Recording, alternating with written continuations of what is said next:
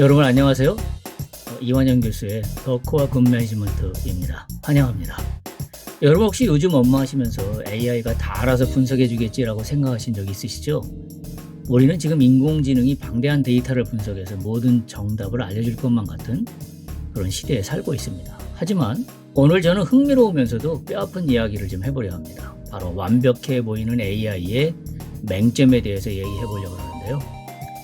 데이터 감옥에서 벗어나서 살아 움직이는 마케팅 전략을 만들어보자 라는 것이 오늘 강의의 주제이기도 합니다. AI가 우리에게 놀라운 정밀함을 선물해 준 것은 대단히 맞습니다. 그런데 역설적이게도 그 정밀하고 세밀함이 우리를 데이터라는 감옥에 가두고 있다는 사실을 우리는 오늘 강의를 통해서 한번 살펴보도록 하겠습니다. 그럼 인공지능이 놓치고 있는 이 마케팅 근시 안의 실체 속으로 들어가 보겠습니다. 본격적인 이야기에 앞서서 먼저 마케팅 근시안이라는 개념이 과거에서 현재로 오면서 어떻게 진화했는지 살펴보도록 그렇게 하겠습니다. 마케팅 근시안이라는 개념은 지난 회차에서 말씀을 드린 바가 있어서 혹시 개념이 안 잡히신 분들은 지난 회차를 참조해 주시기 바랍니다. 자, 화면을 보면 과거의 고전적 근시안은 오직 제품에만 집착해서 큰 시장의 변화를 놓치는 것에 있었습니다. 그런데 현재 AI 시대의 근시안은 전혀 다른 모습을 띱니다. 오늘날의 기업들은 AI가 구축해 놓은 완벽해 보이는 데이터 모델을 절대적으로 맹신합니다. 컴퓨터 모니터 밖에서 벌어지는 생생한 고객의 실제 행동이나 예측할 수 없는 비선형적 변화를 감지하지 못하는 치명적인 오류를 범하게 됩니다. 이런 AI 시대의 새로운 마케팅 근시안을 일컬어서 캔버스 캡티비티라 그렇게 이야기를 합니다. 오늘 강의의 핵심이기도 한데요. 캔버스 캡티비티라는 말은 캔버스는 조직이 정교하게 짜놓은 알고리즘이나 데이터 모델의 틀을 의미하는 것이고 캡티비티는 포로가 되거나 갇혀 있다는 말입니다. 그러니까 조직이 스스로 설계한 알고리즘 모델 안에서 과거의 데이터에만 매몰되어 인지가 갇혀버리는 그런 현상을 캔버스 캡티비티라 그렇게 말하는데요. 본질적으로 AI는 철저하게 과거의 데이터를 바탕으로 고객을 단정합니다. 예를 들면 A라는 고객은 과거에 이런 패턴을 보였으니 앞으로도 이럴 것이다 라고 선을 긋는 것이죠. 이렇게 되면 마케터가 발휘해야 할 창의력과 상상력은 그 좁은 알고리즘의 틀 안에 갇히게 됩니다. 결국 모델 밖에서 꿈틀거리고 있는 완전한 새로운 형태의 기회나 위협을 놓치게 되는 결과를 갖고 오죠. 조금 더 직관적으로 이해해 보면 내비게이션 역설이라고도 이야기할 수 있습니다. 화면 왼쪽에 알고리즘의 세계를 보십시오. 여러분이 차 안에서 보는 내비게이션 화면이라고 가정을 해본다면 데이터상으로는 길이 뻥 뚫려 있고 아무 문제가 없는 완벽한 무결점의 상태입니다. 하지만 오른쪽의 현실의 세계는 화면에는 나오지 않던 갑작스러운 상황들이 발생하는 일들이 일어난다는 거죠. 도로공사나 교통사고 같은 예측 불가능한 돌발 변수가 발생하는데 기업 환경도 마찬가지죠. 화면 속 데이터만 쳐다보고 가고 있는데 어느 날 갑자기 경쟁자가 완전히 새로운 파괴적 방식으로 시장에 난입한다든지 또는 정치적인 위협이라 또는 군사 안보적인 위험이 갑자기 나타난다고 하면 이건 전혀 데이터로서는 가늠할 수 없는 상황이 돼버리는 거죠. 그래서 데이터에만 갇힌 기업은 우리 AI 예측 모델에는 이런 게 없었는데라며 아무런 대응도 하지 못하는 그런 전략적 마비 상태에 빠지고 마는데 이것이 바로 데이터 감옥의 무서움입니다. 이런 현실의 돌발 변수들 때문에 경영학의 바이블처럼 여겨졌던 고전적 마케팅 공식인 SDP 전략마저 붕괴하게 되는 겁니다.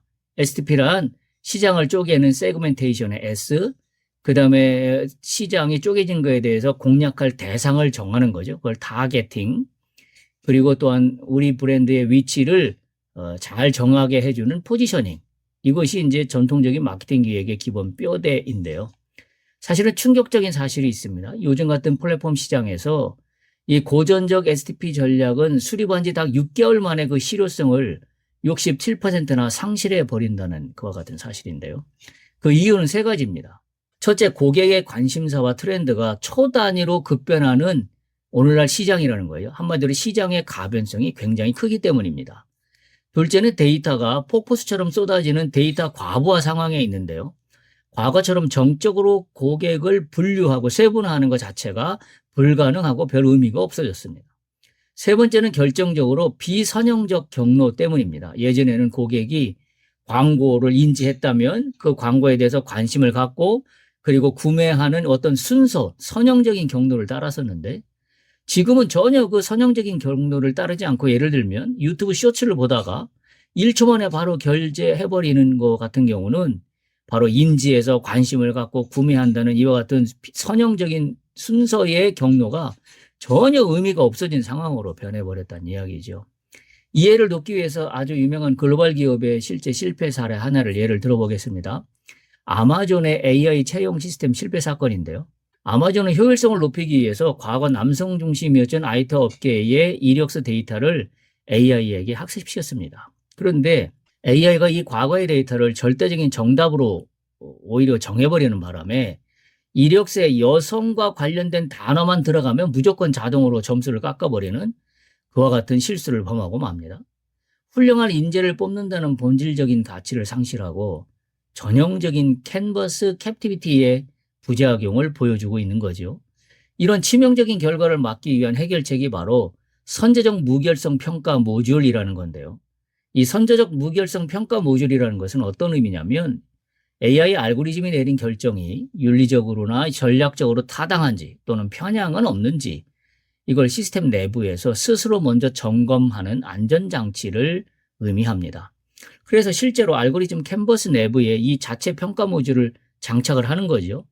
그렇게 되면 성별 편향과 같은 차별적 결과를 시스템 자체 내에서 최대 92%까지 성공적으로 억제할 수 있게 된다는 사실입니다. 그렇다면 우리는 한번 세워두면 굳어버리게 되는 이 정지된 화면 같은 마케팅 전략에서 벗어나야 되는데 그 대안은 바로 자가 조직화입니다. 자가 조직화란 스스로 진화하는 생명체처럼 만드는 거죠.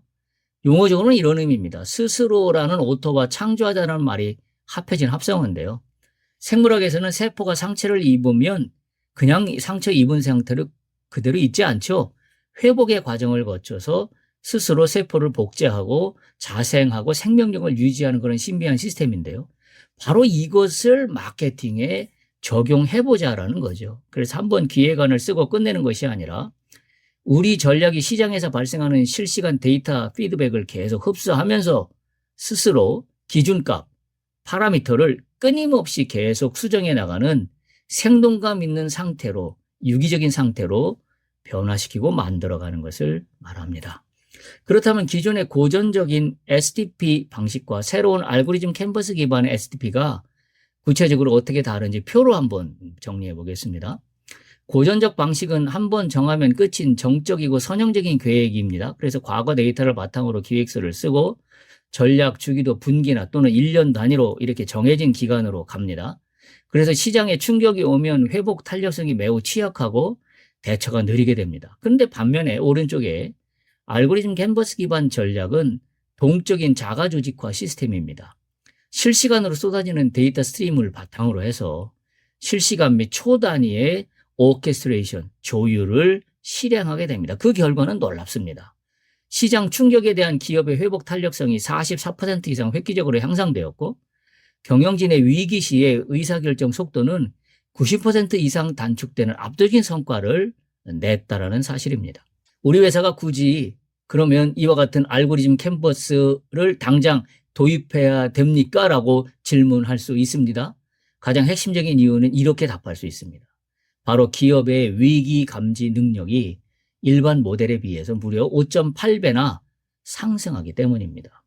이 시스템은 컴퓨터 혼자 일하는 차가운 기계가 아니라 인간의 날카로운 통찰력과 기계 학습이 서로 피드백을 주고받으면서 함께 진화하는 공진화 플랫폼입니다.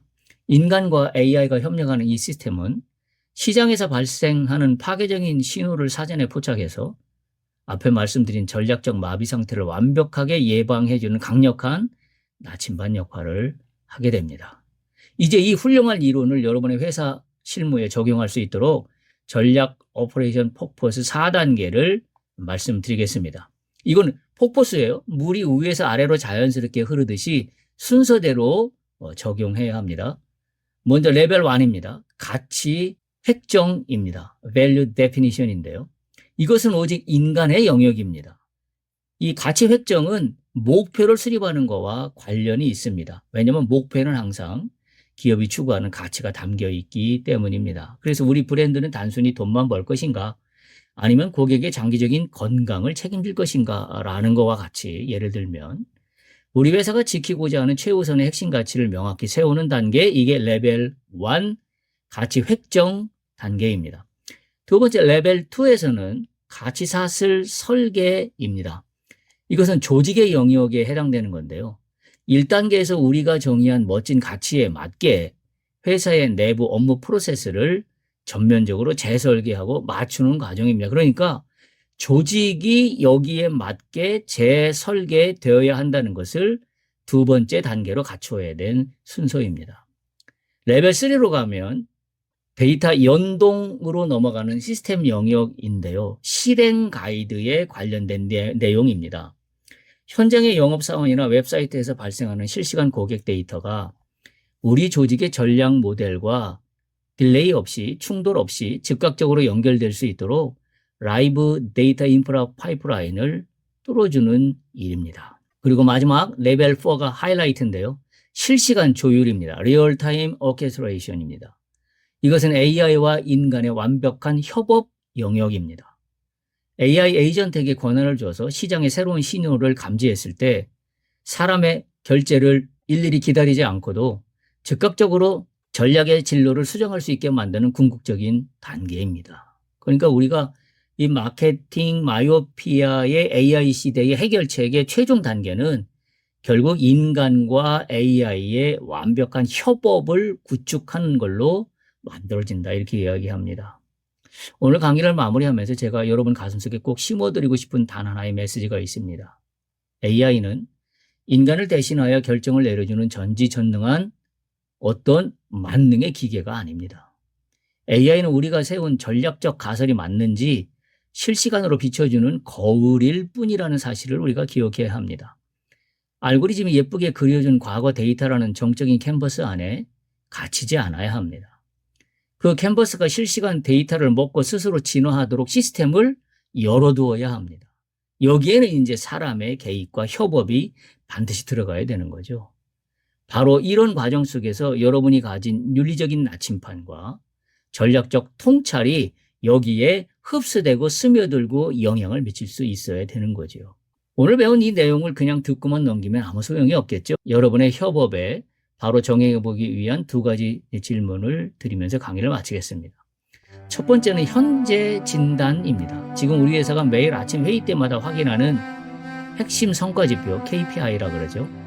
이 핵심 성과지표의 이 모든 지표들이 혹시 우리를 생생한 현실과 완전히 단절된 캔버스 캡티비티 안에는 혹시 가두고 있지 않은가? 다시 말하면 데이터에 끌려다니고 있는 건 아닌가라는 걸 진단해 봐야 되고요. 두 번째는 미래 설계입니다. 모든 것이 최적화된 뻔한 전략 속에 의도적인 무작위성을 주입해야 합니다. 의도적인 무작위성이라는 것은 예상치 못한 변수인데요. 이것은 어떤 인사이트죠. 그걸 발견하기 위한 건데. 그러면 우리가 기존에 보지 못했던 어떤 새로운 데이터를 추가로 들여다 보아야 합니다. 그게 무엇일까요? 바로 이것도 역시 인간의 통찰력과 예지력이 같이 들어가야 된다는 거죠. 그래서 이 두 가지 질문에 대해서 깊이 고민해 보시고 여러분과 여러분 기업만의 빛나는 인사이트를 만들어가는 그와 같은 비즈니스와 기업 경영이 되기를 간절히 소망해 봅니다. 여러분의 의견이 있으면 댓글에 남겨주시면 고맙겠고요. 또한 여러분들이 마지막으로 구독과 또 좋아요와 알림 설정을 해주시면 제가 매주 업데이트하는 이 내용들을 곧바로 차질 없이 여러분들이 받아볼 수 있게 될 겁니다. 강의를 수강해 주셔서 감사합니다.